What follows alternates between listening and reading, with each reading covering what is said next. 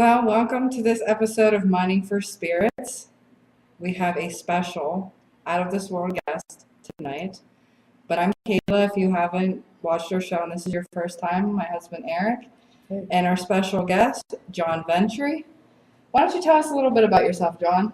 I'm the former MUFON state director for Pennsylvania and 6 other states. Awesome. I was their first multi-state director, and I've written 7 novels, 3 on end-time prophecy, 3 on UFOs, and 1 on hauntings and demonology. And I was on the Anderson Cooper Show in 2012, and I did 6 other TV series between History and Discovery Channel for 26, 27 episodes. And I had my own show in Pittsburgh called UFOs over Pittsburgh, where it was half-hour segments like this, and we talked about anything paranormal, UFOs. So it's all cool, and I'm retired from UPS. I was their state security and public affairs director. So the people that know me, it's like one side of me, it's like Jekyll and Hyde. You got this high-level executive, driving fancy cars, living in a big house. The other side of me, you got this guy looking into ghosts, demons, UFOs, Bigfoot, aliens, and that's the way I like it. So it's like there's a split personality there. It's like Jekyll and Hyde, And I will say this, I've lost more dates talking about UFOs and the paranormal than you can imagine, but that's the way it goes. That's awesome. They gotta like you for how you are. Yeah, that's right. Let me just tell you what, I did a thing at the Palace Theater, right, where you're the bartender. So there was a girl there, about my age, real attractive, and I said, well, you want to go to dinner? So we went to dinner. I had just done the Anderson Cooper show. So I'm like all proud of this. I was a 45-minute interview, right? Yeah. So she asked me, what's your hobby? And I said, well, I've written these books. What are your books about? So I started telling her, I said, well, I was just on Anderson Cooper. So I started telling her, she goes, do you believe in UFOs? I said, yeah. So I started telling her, and I'm telling her, she sat there eating her jaw. I never saw a mouth that so big. I thought her jaw dislodged. I thought it like unconnected. And then I got a text from her the next day. I'm not interested in you or your hobbies. Nice. But it's so typical. It was like I'm telling her the brain, and then I looked at her and I said, "Oh, this date's over." Maybe you should wait for like the 4th date. Yeah. Well, I kind of learned. Don't say anything. Don't say anything about this. But hey, that's the way it goes. Maybe ask them first. I don't want to say anything about this anymore. I totally forgot to bring my laptop to show him that picture of the alien-looking thing in Gettysburg. Perfect. Hey, I think that's on Facebook, though. You might be able to bring it up. Well, there's a lot of pictures out there on Gettysburg. Yeah. That's a very, very haunted spot. That's our second. I've never been there. We have to go with us. Well, next time you guys go, let me know. Halloween weekend. I've never. Well, Halloween weekend's at the Philadelphia conference, so and it's always the last weekend of October. April. April's good. 21st. Yeah, April's good. That's the orphanage. Orphanage. Yeah. I've never been there. I want to go. It's a great place. You should come with us. You have to be with people who know it. Yeah. These are the most- Well, I had one of my investigators, John Weaver, gives tours there, and he runs his paranormal group. And I said to the MUFON investigators, let's all meet there. We'll get a free tour by a guy who knows what he's doing. One person from like Wilkes-Barre, we have 38 investigators. One person said, I'm interested. So we didn't do it. So I want to go. It's a You place come that with I've us. never been. So don't make plans for April. You're coming with us. Okay. They sell out quick. Yeah, sounds Yeah, good. we're quick into. We have a devoted group Okay. that come with us on everything. But yeah, I think honestly, like we know Gettysburg probably more Then we do around than we here. do Latrobe. As sad as that sounds. Somebody was asking me for restaurant recommendations in Latrobe, and I said I could give you like 20 recommendations for Gettysburg, but I don't know. But yeah, you'll have to come with us on that one. Yeah, for I've never sure. been. It's one of it's like that's my bucket list. I got to go to Gettysburg. Have him come investigate with us. That's right. Yeah. So, what got you into all this in the first place? That's kind of interesting. When all the people I knew in MUFON, they either saw something, had a UFO experience, an alien experience, abduction.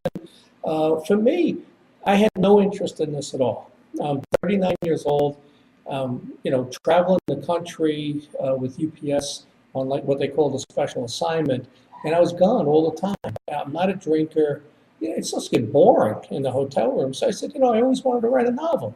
So I said, I remember the day I was in Boynton Beach, Florida. I got inspired. I walked downstairs. I asked the front desk for some paper. I went upstairs and I started writing. I have all these ideas, really creative. So I started writing my first book, which was on the Mayan calendar, 12/21/2012, A Prophecy. But as I researched all these different cultures, they kept talking about people on flying shields, star peoples, people they got knowledge from. So, and that was 1996 when I started writing it. Okay. So I said, you know what, I need to next look into the UFO field. So in 98, at 41, I joined MUFON. Up until that point, my interest in UFOs was the X-Files and the Sightings TV show, both on Fox, which was their premiere. Those were their two shows when Fox came out. I had no interest in this, and I knew nothing about it. So that's how I got started. Nice. What was the title? What was the name of the first book? 12/21/2012, A Prophecy. Okay. Is that something that people could buy on Amazon? I don't have any more copies left. I don't think it's on Kindle anymore, but you can get a used copy on Amazon if somebody's selling it. I'm sure it's out there. And then I had the epiphany in 2012 when it got to about October. I said, I was at a conference and people were asking me, what are you going to do next? Because we were like a couple of weeks away from 12/21. Yeah. And I said, I'm writing another book called The Day After 2012. Everybody laughed. And then I thought about it. I said, I am going to write that. So I wrote it. I wrote my second book, The Day After 2012, which talks about what happens after all the destruction, which never happened. So those two books are the 7. Those 2 I don't sell anymore. Oh, okay. So I'm down to 5. They're in the archives. Yep. So, when it comes to UFOs, you obviously have to believe somewhat in UFOs. Yeah. How much, when someone would come to you with a case, obviously you're skeptical. Mm-hmm. Would you say the majority of them have some truth to them, or maybe just people overthinking something logical? Yeah, I think probably 90% of them at least have something to them. When people ask me, we kind of explain away about 80%. We got all these websites we go to, and you look things up, and you put your zip code in, it'll tell you what flew over, was the space station, asteroids. You can explain away a lot of them, and we really do explain away about 80%. And I've always said maybe 10% are hoaxes, because when you're interviewing somebody and they can't tell you what happened next, how do you not? You're there. How do you not know what happened next? You got to figure they made it up. When I was head of security for UPS for multiple states and trained by the FBI in interviewing, interrogating, body language. So when I'm interviewing you, I'm watching your hands. You ask a question, they fold their arms, they tense up. You hit on the right theme. And when I interview people with this, if you can't tell me what happened next, right, you're not telling the truth. red flag. But you get down to probably some people say it's 3%, others say, well, it's 7 or 10% of the cases that there is something real there. And even the other ones that I said we can explain away 80%, well, there was something real there too, but it was something man-made, a meteor or a plane, something that happened. But my ideas have changed over the years because I was such a strong UFO proponent. And I would defend all of these cases, like even when I was on the Anderson Cooper show, I'm yelling at Anderson and stuff, and they got a skeptic there, and him and I are going at it, and but then you start then to find that some of these cases they don't stand up to scrutiny. So you got to be really careful not to believe everything, even the older cases that everybody says this is real and stuff. you can go back and start looking into them, which I did on some, and it's, it's not standing up to scrutiny. Then, I didn't, it's funny, my trip has been a 20-year journey, very interesting. I started to get into, I've always had poltergeist stuff happen, paranormal happen.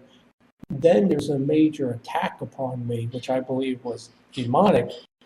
I started looking at that end of it and then applying it to the alien abduction. Changed my whole opinion about alien abduction. And that's my presentation that I give now, called The String Theory of the Unexplained. I look at some famous UFO cases that I read their books and their biography and everything they said, their autobiography. Absolutely, they're dealing with a demonic possession. Infestation, oppression, possession. Okay. And nothing to do with aliens. And some big name people in the field, and the UFO people don't want to hear that. But I am 100% convinced that a number of these cases were fallen angels, had nothing to do with aliens. But you get the Travis Walton case, that is alien.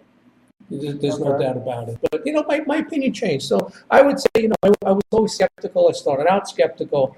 I became a true believer, then became more skeptical once I understood the whole fallen angel thing, because I didn't really have that upbringing. And I learned more about religion doing this than what I should have learned my first 40 years. Right. John, could you explain Travis's case to people who in the paranormal field that don't know about UFOs? Yeah, Travis Walton, they made he wrote a book called Fire in the Sky, and they made a movie on it, Fire in the Sky. It was a good movie. And what happened was there were a bunch of loggers in Arizona, and they one night were coming off the mountain. They saw a bright light in the woods, so they went towards it. He gets out and they see a craft, and he walks up to it. Initially, what happened was it hits him with something. He flies about 20 feet back. The other 5 guys in the truck, so you got 6 witnesses to this. The other 5 guys, they take off. They leave him there. And then they get like a half hour away, and they say, well, we can't leave Travis. They go back. Can't find him. He's not there. They go into town. They report it. Everybody thinks that they accidentally killed him and buried him out there. And so they're like the police getting ready to arrest these guys. He shows up. I think it was 3 or 5 days later. He shows up, and he's got he knows that he was somewhere. He was clean shaven. Now he's not.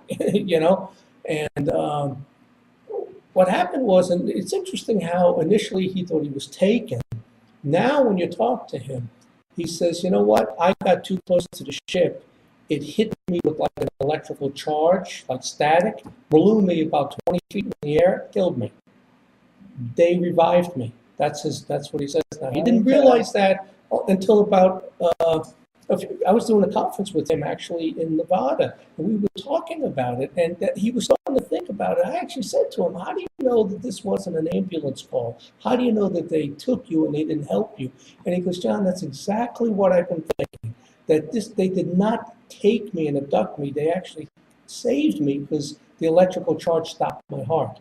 Right. But he woke up on the ship, and there were the grays around him. And, he woke up. He was a pretty big guy. He's like 6'2", and he's a logger, so he's pretty strong. And he ran down the hallway. The ship he saw was maybe the size of this room, 30 feet, 40 feet.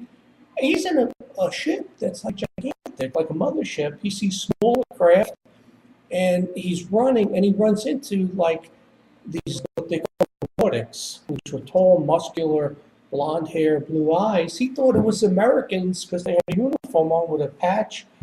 So the guy took his hand and brought him back, but they put him under. So he passed 5 or 6 polygraphs. He's one of the ones that I absolutely believe that it's true. And the other guys with him passed polygraphs also. And, they say that this happened. And you see, there are some, I say the physical abduction is real. Okay. But my skepticism is the altered state, out of body, where you're somewhere else, like a lucid dream. I say that type, you're really dealing with fallen angels. That's a demonic possession. Has nothing to do with aliens. And there's so much overlap. I'm convinced of that. But Walton was 1975, and in 1973, there was a big wave across the country. Started in Pascagoula, Mississippi. It went up the Mississippi River, kind of like branched out to Indiana, came across Pennsylvania, and then went up the coast to New Hampshire. It lasted 5 weeks. October 17th was the peak. There's never been as many abductions and attempted abductions October 17th. So the whole month of October, what people were seeing was this small craft. They'd see these beings in uniform. They were in uniform. They also saw females, obviously the way they were built, and they would take it. They would like you turn a corner, you'd see them there taking soil samples, taking an animal, and then they come up to you and try to grab you and pull you into the ship. Huh. And this is all true. It started in Pascagoula, Mississippi. It lasted 5 weeks. So what it was basically was a new species that showed up. It was like a scientific expedition. They had, 5 weeks to get in and get out, get their human samples, their animal samples, their soil samples, plants, whatever, get in and get out. They went up, went over, and they went up to New Hampshire. And it was a famous case that Stan Wood investigated in Uniontown. It was in October 73, where this family comes home, and they had their rifles, and they see 2 Bigfoot along the fence line. And they see a UFO over it. And the guys fired, they know they hit it, the tracer, I guess the type of bullets they had, and the Bigfoot disappears. And then the UFO takes off. The next day, the investigators show up. They go over where the UFO was hovering. One of the investigators falls down. It was like, something magnetic, something. He starts swearing and starts howling. They had to take him and pull him away, and then he was okay. And again, that was 1973. So I believe when you have the physical abduction, right? Unless they're just making it up, which some people probably do. That I believe. In the Linden town one in Brooklyn, where she's floated out the window. Actually, she's like on the 20th floor up at the Brooklyn Bridge, and she goes right through the wall and floats her, and people see it from the street. There's a bunch of people, they see it. One of the witnesses was Javier de Guayar, who was the head of the UN. Saw it, So I believe. But then, like I said, when you start, these people that start describing stuff that goes on in their house, dimension and stuff, you're dealing with fallen angels, and I'm convinced of that. Okay. What's your most memorable case that you've worked on? Well, it was probably the one that catapulted us. When I was 9 years ago in 2008, we had this big UFO wave across the state. It started up in Lake Erie, and people in places like Ohio were reporting orbs coming off Lake Erie. And it was funny, like here I am, I'm state director, I'm monitoring cases. So we do these cases, those were actually Ohio cases. Then in West Virginia, they're seeing UFOs. And in Pittsburgh, they're seeing UFOs. This guy in State College report like 20 minutes later, seeing UFOs. So it's like if you did a timeline, seen them, and then they're seen over Bucks County, PA, and the Bucks County wave went crazy. We had some good cases here. One guy in Pittsburgh had a real high-powered camera. He took a couple of pictures, and you see structure on this thing that's in the sky. And we had them analyzed, and the analyst said that was just camera shake. It was like dragging a point and made it look like a structure. The multiple pictures all look the same. But the good cases were actually Bucks County. The two in particular. The one case on Denise in town, that was the case I did Anderson Cooper on. We had her there, and we talked about her case, and the two other girls were a different case there. The Denise case was, it was like April to July of 2008. And what happened was started barking. She went to the door. The dog started barking. She opens the door. She goes outside, lets the dog out. And on 3 occasions, she sees this light coming in the sky. It's a triangular craft with 3 lights on it, 1 at each corner. And on one of the instances, he's actually above her and drops these metallic sprinkles down into her tree. Some sort of rose, and then they get pulled back like a magnet. And we did this episode on, I think, 4 different TV shows that we've done this case on History Channel, UFO Hunters, Discovery Channel. We've done the same case. But the thing we did was investigate Bob Gardner. He took samples from that tree, and then another tree in the yard, a tree down the street. We sent it to a lab. We sent it actually to 2 different labs. The one lab came back and said that those leaves from the tree were subject to high heat radiation and produced an enzyme called anthracyanide, which happens at high heat radiation. And the other lab came back and said they found high levels of boron on the tree. So I asked Denise, do you have boric acid in your cabinet?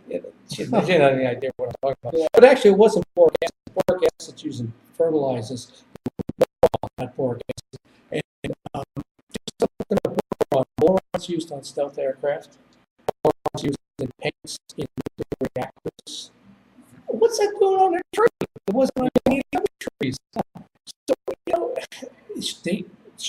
she said something actually happened. And it's interesting that boron is used in stealth aircrafts, because it doesn't get picked up on radar. So that was that case. And what happened was, we normally were getting about 90, 95 cases a year, right? We got about 230 cases in a 3-month period in Bucks County and Philly. So we tripled the amount of cases we normally get approximately, and we did it in like a 3-month period. So another good case was this guy Cliff in Doylestown. And now here we go to this guy's house. I got a nice house. This guy's house was 3 times the size of my house. Really, retired contractor, beautiful home. And he starts telling us the story. Again, it's the same time period, May to July. He had 2 encounters. The dog wakes him up, dog barking against the dog. And that's common in a lot of these, even paranormal cases. Dogs react and get agitated, right? So the dog wakes him up. He looks out, he's laying in bed. He looks out his window. He sees a large object moving really slow. He says, how can this be? It's like a balloon. It's moving like 20 miles an hour. It was gigantic. He says, John, this thing was an acre. It was gigantic. Wow. It was gigantic. So, and it comes over his house. So one thing he told me that he wouldn't let me put on air was that when that first time it happened, he heard trumpets and organ music. He thought he was going crazy. Yeah. And his wife slept in another room because he was a snorer.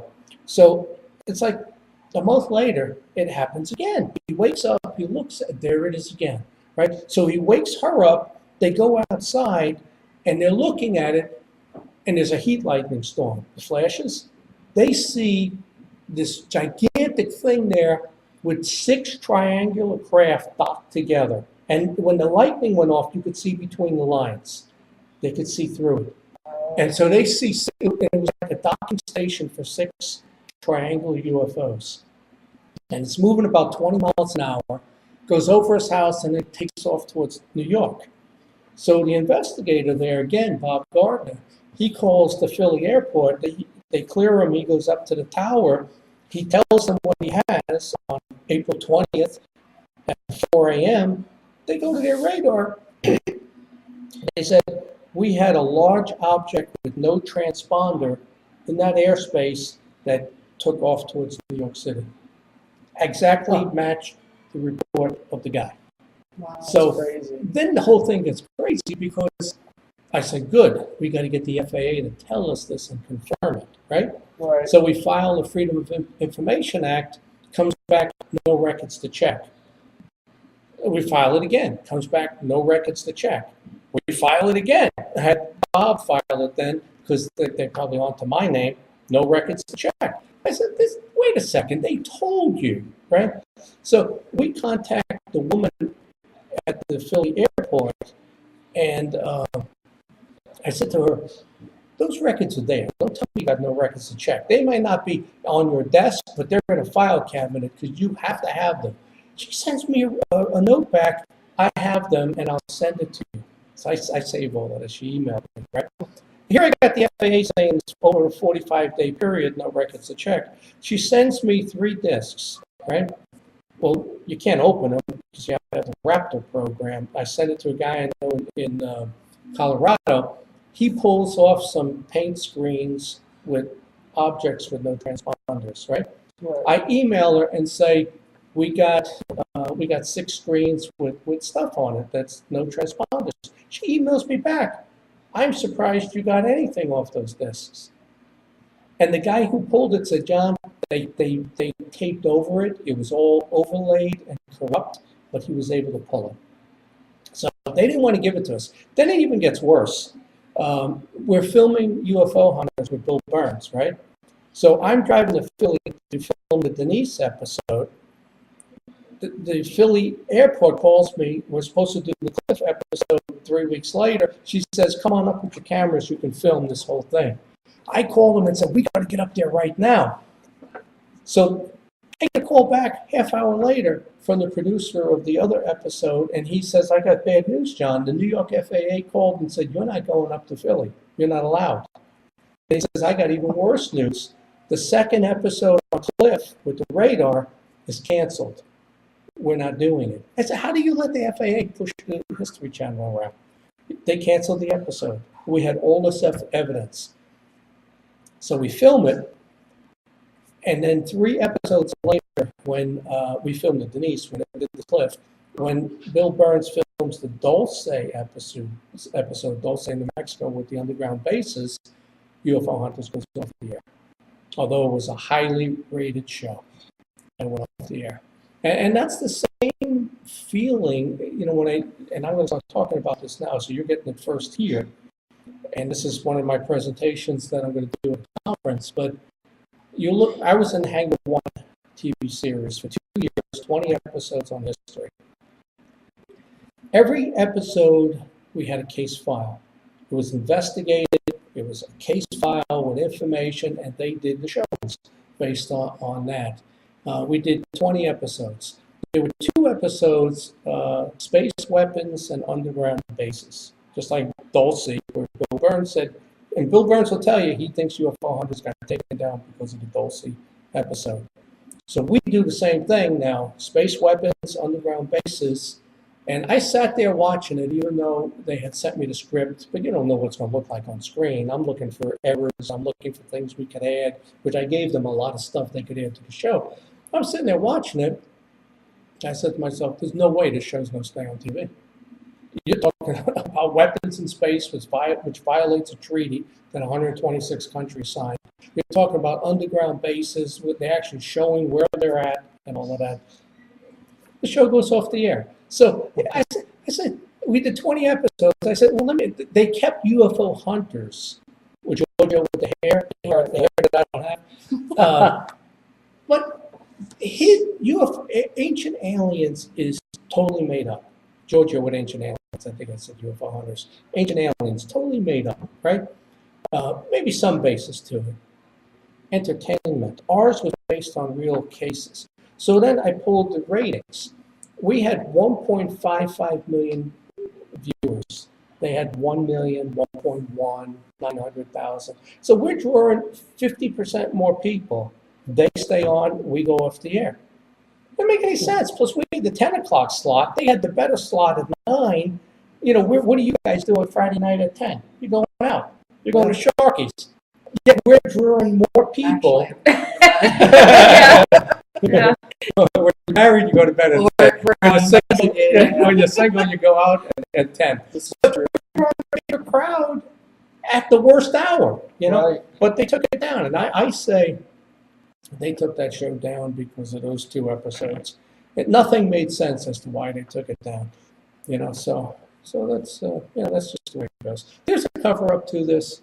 Some of it's real, some of it's not real, some of it's very embellished, some of it is given to you by the government, some of you don't never know what the truth is, It's like when you used to watch the X-Files, you never know who's screwing who, as far as with information, right? Is this real? Is that real? Is it, the smoking man, is he the good guy? Is he the bad guy? Is he helping him? Is he hurting him? You never know with this thing, But, I also, in my book, I did some analysis and came up with it's either 9 or 10 scenarios to explain all of this, UFOs from the future, right?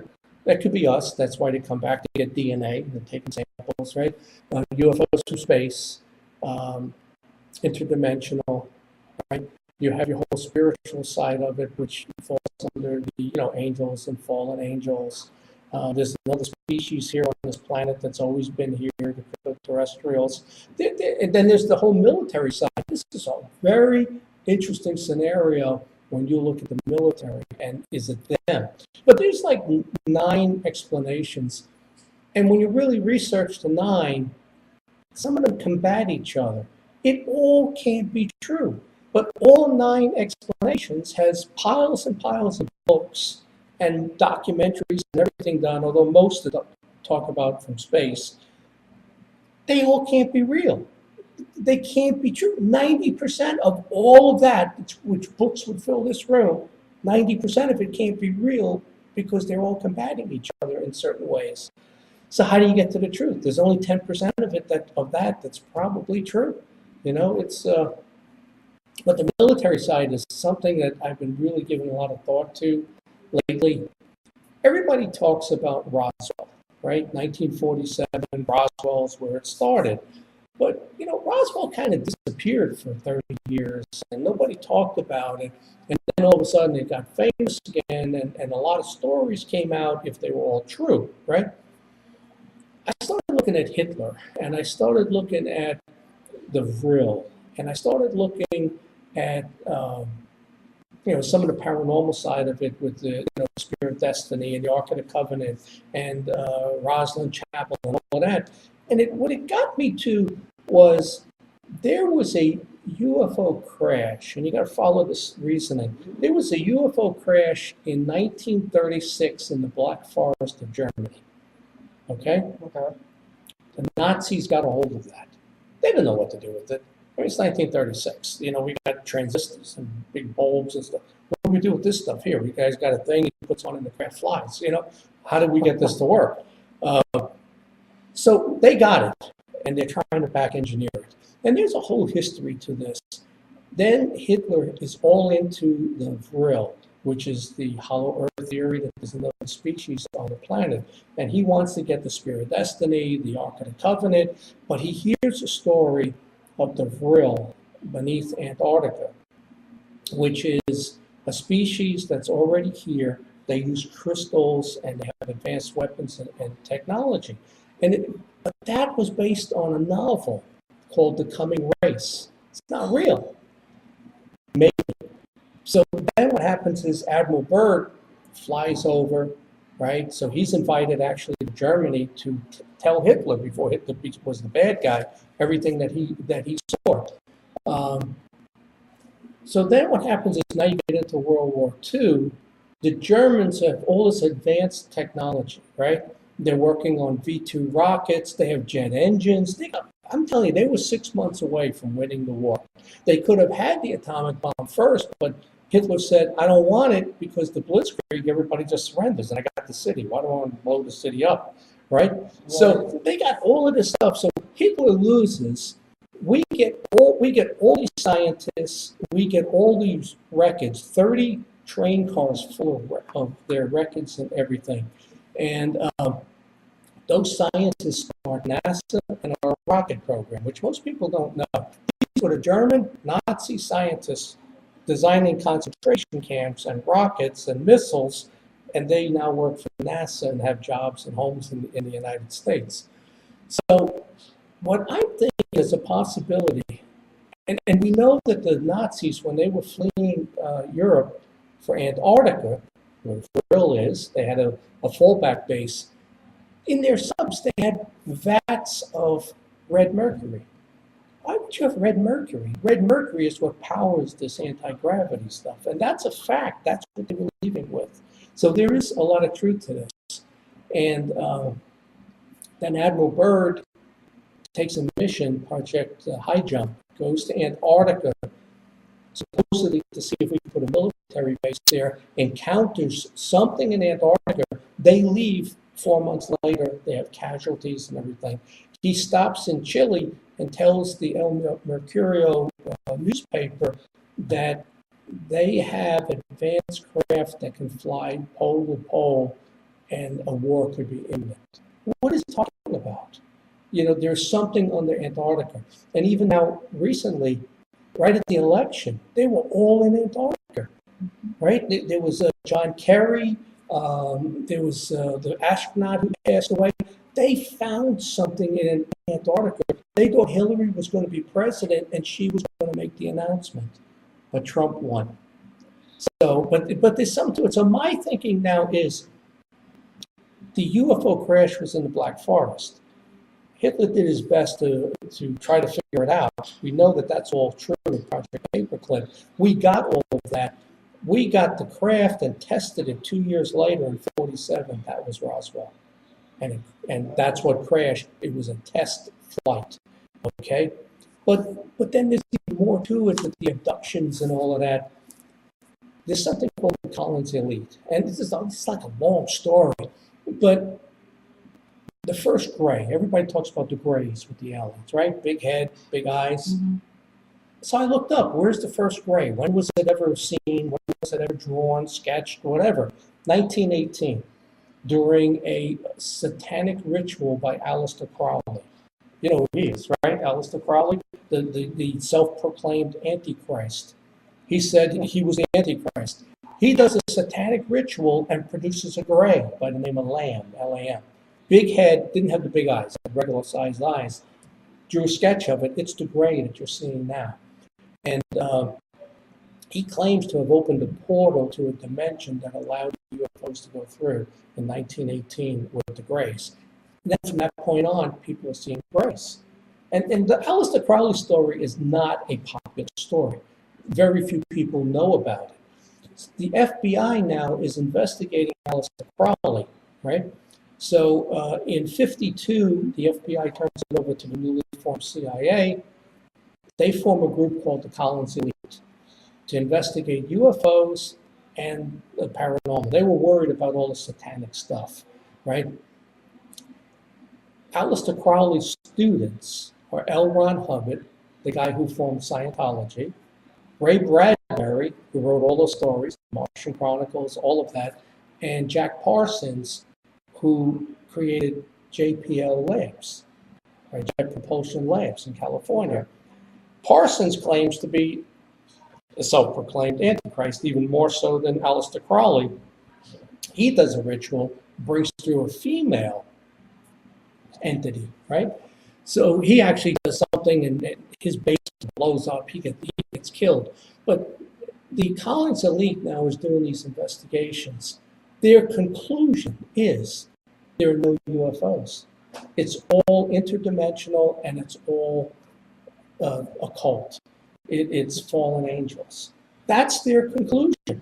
So then you get to the modern era and you have cattle mutilations, right? People see black helicopters taking the cattle.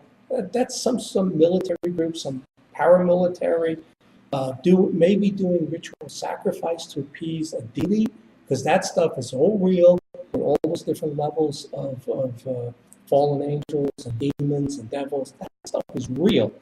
So, and then there are people who claim to be abducted and they kind of wake up and they're in a military facility and see military people doing experiments. I don't know what they're trying to create. I don't know what they're trying to do. So there's this whole military side of this too. And so what are people seeing when we say, well, you saw a triangle? Is that alien, or is it something we developed from the 1936 crash and Roswell? There's a very strong possibility that A lot of this is us. And the stuff the Nazis did, the stuff the Japan did at Unit 231, we continue doing that in the U.S. With experiments on the soldiers and all the different things that we did. We took that and we just continue doing it. So so you've got this interdimensional thing which is demonic, fallen angels. You got the military who's doing something. The Collins elite said was they want to harness they want to figure out how this works with the demonic and turn it into a weapon. The remote viewing. They think the CIA thinks they can outthink Lucifer or one of his fallen angels and trick them and use them to do something to Russia or Iran or North Korea. They actually think they can outsmart the devil, which is a huge, huge mistake. You can't, because he could be here with us right now listening. They're spirits. They know more than we do, but they want to weaponize the paranormal is what they're trying to do. So I say now, after 21 years of doing this, the UFO is real, but it's like that much of it. And the real cases, they used to be every 5 years, but yet we get 10,000 cases a year. But in the 40s, 50s, and 60s, the big case was every 5 years. Like that's how long it took for them to go and come back or whatever. I say the real UFO is real, life in space, but that's a small part of it. What you're dealing with right now is an outer space program that the people don't know anything about. It's military. And absolutely, the Jesus-Satan battle is 100% real. The interdimensional is 100% real. And, I have a lot of people that they're into universal knowledge and metaphysical, but they can't tell me who it is they're contacting. I say, how do you know who you're talking to? You think you get this knowledge. And I have people who say they've been given stuff and they're able to create stuff, in businesses. But how do you know who you're getting that from? Oh, they're good.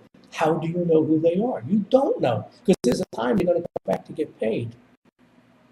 So that's the way I view it now. I find I started out writing books on end-time prophecy. I got into UFOs. I didn't even tell you about my demonic attack and stuff on me and my kids.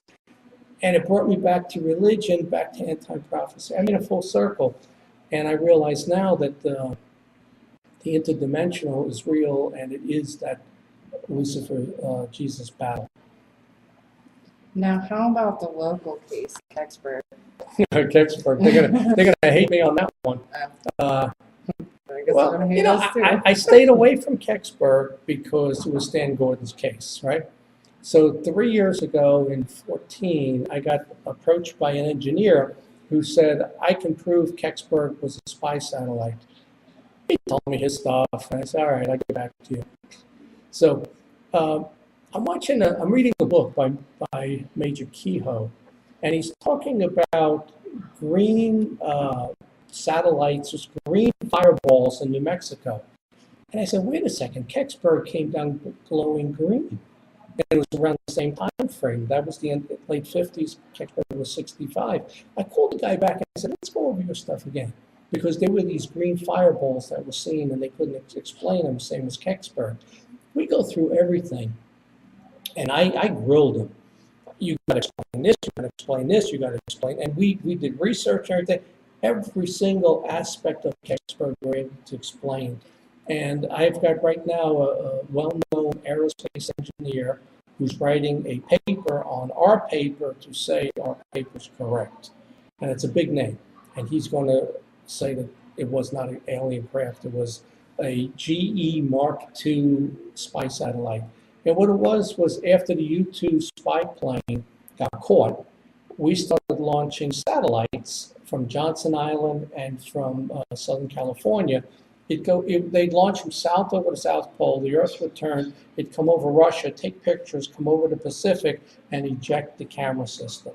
And those pods would drop into the water with an atomic generator on it, leaking radiation, and nobody seemed to worry about that part of it.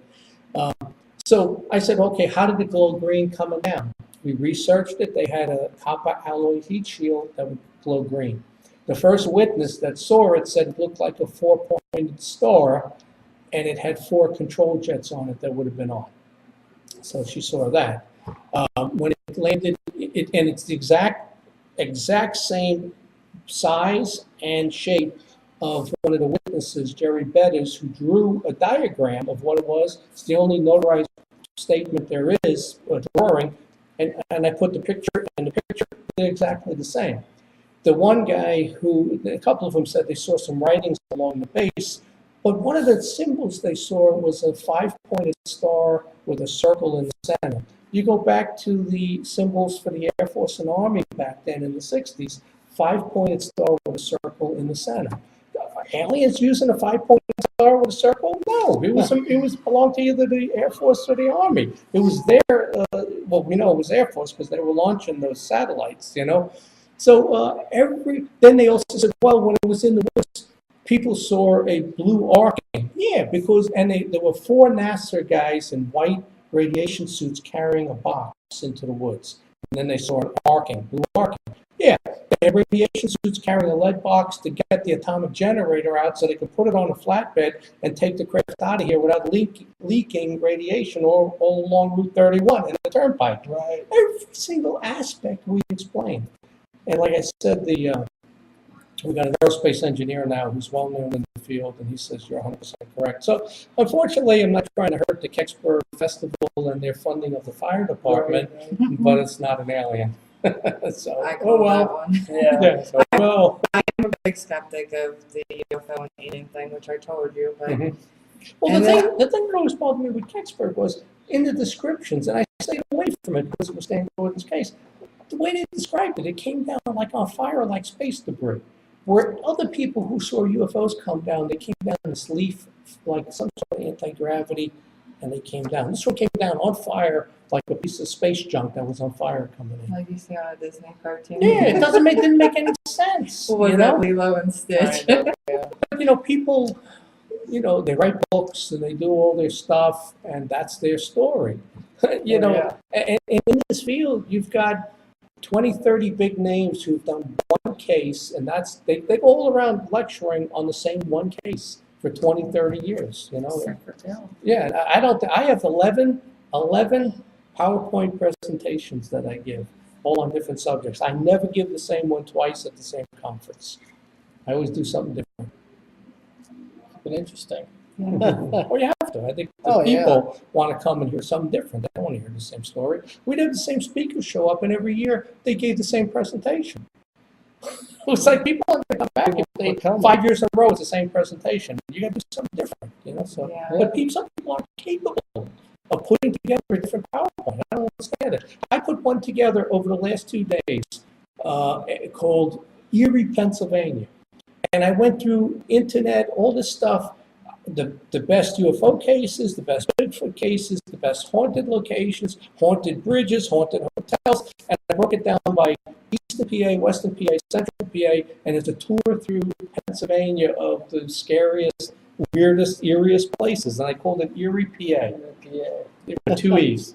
That's pretty cool. That's next year's I'm working presentation. on a book myself, so It's completely not about different. UFOs. No, it's about my abilities in haunted places. So Do you think with the haunted places that you can pick something up? me? Yeah. Yeah. Yeah, you see, that's what things too. I said, man, what happened to me and my kids? Anyone. I don't want to go. I don't want to do a case. It used to be, I want to go. Let's go do a cemetery. I don't know if I want to do that. I always protect She- myself. She has a way to teach you. Yeah. Okay. Don't Protect ever yourself. just walk It's- into a place Yeah. to investigate it because then you're asking Yeah. for something. And if you're provoking something, you're asking it to come home with you. Yeah. Well, that's the thing that worries me. With the ghost hunters and all of that. How do you know? And I'll tell you, I started getting into this stuff based on what happened to me. So I read everything on exorcism, demonology, and it's amazing. Like, I give a lecture somewhere, even at Rotary or something, because I'm Rotary Club president. People always come up afterwards and start telling me about their UFO experience. Now I started talking about this poltergeist, haunted, demonic stuff. I've got people coming up saying, let me tell you about this. And, one is a pretty prominent couple that I know, right? And she goes, John, we're in the house, and I see my mother. She had passed away. And she's standing there covered in blood saying, help me, help me. And she goes, Mom, come on in. She invited her in. Can't get her out now. Now it's turned.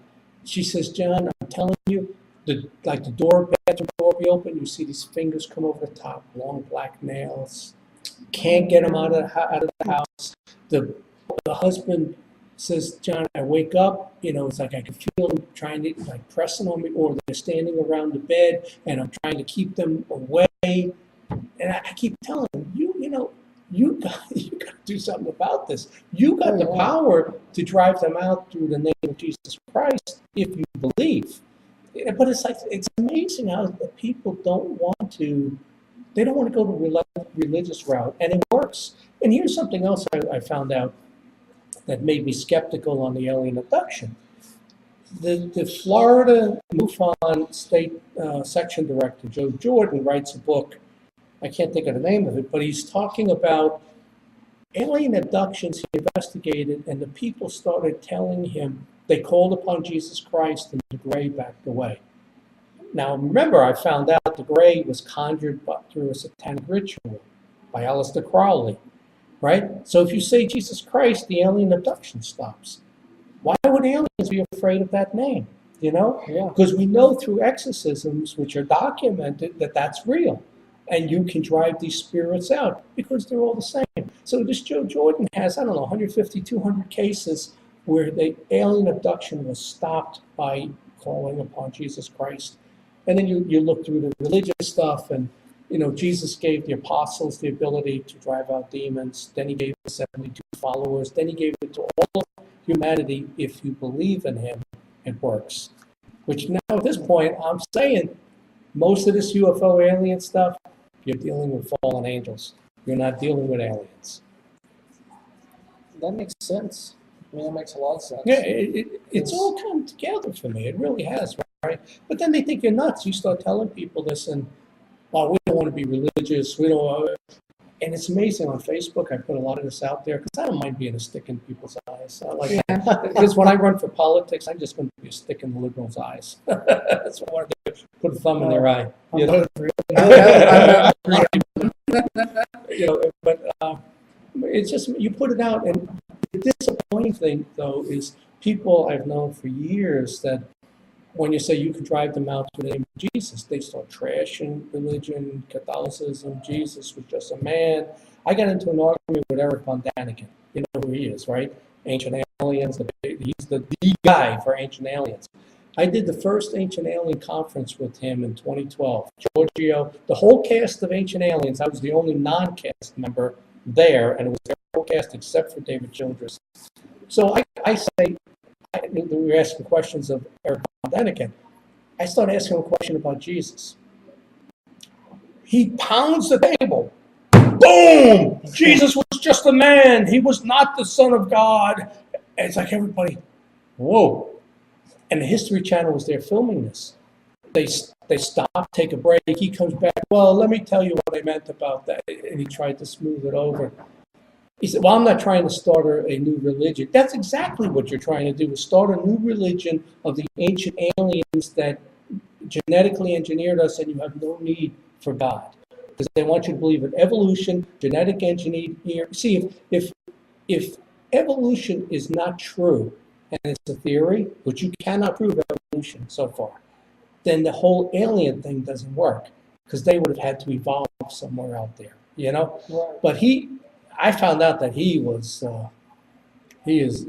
there were so many of the people that I thought I knew, that when I start giving you the religious side, that I tell them, I got this figured out now, and I wrote a book on it, and they just, and I'm like, I take a step back and say, holy Moses, this falls right in line with the religion, with the great apostasy, and how there'll be a pulling away from religion and beliefs, and everybody's just materialistic.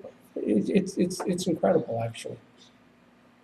Yeah, it seems to be kind of coming true. But nobody wants to hear it. That's the disappointing thing. I'll talk about it. My book sales on the last book, which talks about the hauntings of demonology, is the second worst of my 7 books. But it's to me, it's the 100% accurate one. I lived it. You know, nobody wants to hear about it. You know.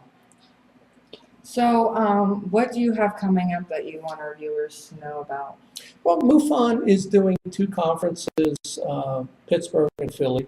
There's one in Bucks County, October 26th, 27th, and in Greensburg, November 4th. So that's coming up. Like I said, I always have new presentations that I give wherever I speak, whether it's Johnstown or if I get invited to MUFON conferences or other conferences. And, you know, I made up that new presentation on Erie, Pennsylvania, and I'm rewriting the one book, changing the title from The Ufologist to The String Theory of the Unexplained.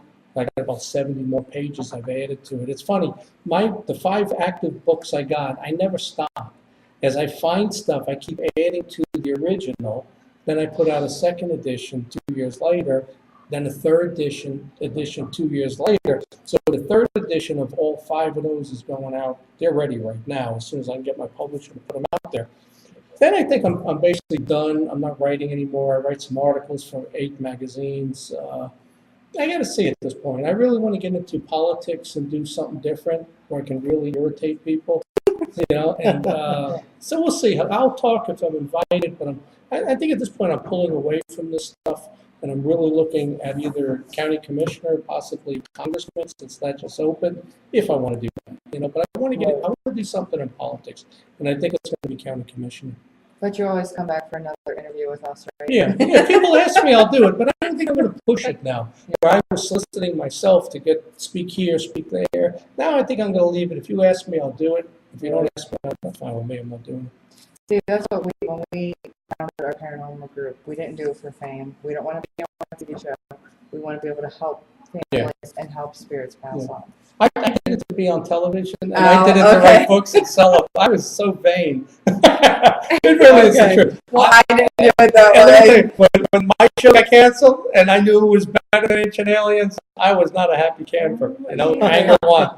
I love seeing myself on TV.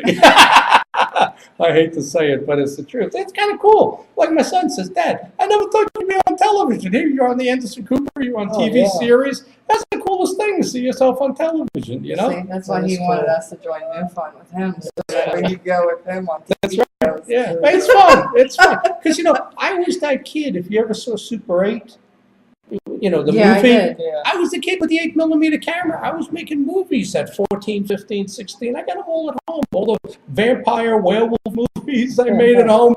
At that time, that was me, Super 8, you know. And so now to be able to get on TV, to me, it's Maybe cool. when we come record your shows for you, we can sit there and watch your shows from when you were 14, I'll show 15. you. I'll show you when I was 15. They were good. They were actually good. But thank you for being on our show. Yeah, thanks. It I was a enjoyed good it. night. Next time, I'll tell you about my paranormal experiences. Why don't we bring That's you? a 2-hour episode in itself. We're gonna after this. We're gonna sit down and Maybe we can make that a series. I'll tell you, there's a lot to it. And just like I said, my son tells me last night when he was living at Penn State, they rented a house, him and his friends.